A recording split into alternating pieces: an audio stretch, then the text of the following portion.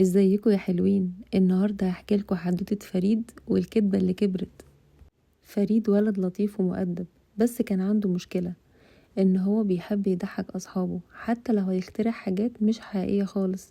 فريد كان واقف مع صحابه وكل واحد فيهم عمال يحكي موقف حصل له وهو ساكت ومش عارف يحكي حاجه.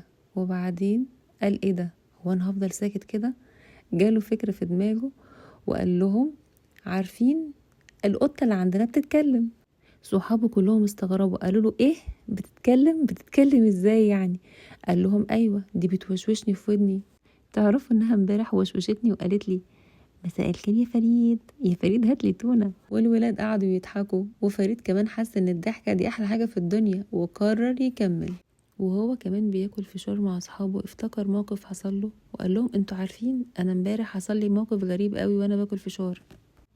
قال لهم: وانا ايدي جوه الكيس حسيت ان في ايد تانية مسكتني، وانا شد وهي تشد وانا شد وهي تشد. صحابه كلهم اتخضوا وقعدوا يفكروا. وبعدين ايه اللي حصل؟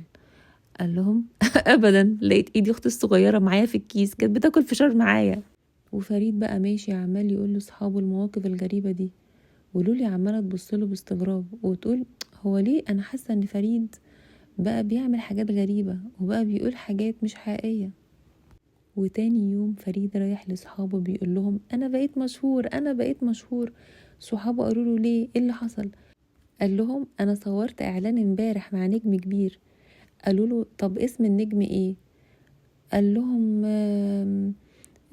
تقريبا زيزو. وفريد ما كانش عارف يقول ايه خالص، وقعد يلف ويدور على اصحابه لغاية ما لولي حست بجد ان في حاجة غلط. بس لولي ما حبتش تقوله حاجة قدام صحابه، وقالت له: فريد لو سمحت ممكن نتكلم مع بعض شوية؟ قالت له: فريد انا عارفة انك بتحب تضحكهم بس مش محتاج تكذب، انت شخص لطيف وذكي ومش محتاج تغير نفسك عشان حد يحبك. فريد قال لها: بس بحس ان انا لما بعمل كده هما بيهتموا بيا.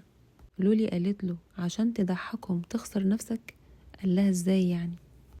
قالت له: لان مع الوقت مش هتحس بقيمتك ولا هتحس باحترامك لنفسك، وهتحس انك بقيت صغير قوي. انت تستاهل الناس تحبك عشان حقيقتك، مش عشان قصص مش حقيقية.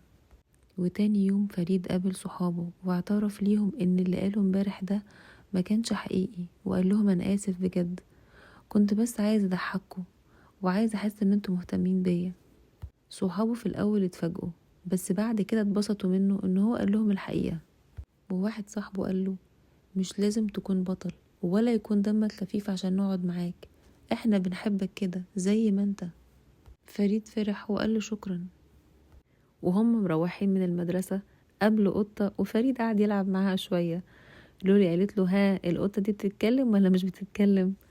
فريد قال لها: خلاص بقى يا لولي، انا اتعلمت الدرس وده مش هيتكرر تاني، عشان ما اخسرش نفسي عمري ما هكدب عشان اضحك حد. وتوتة توتة خلصت الحدوتة.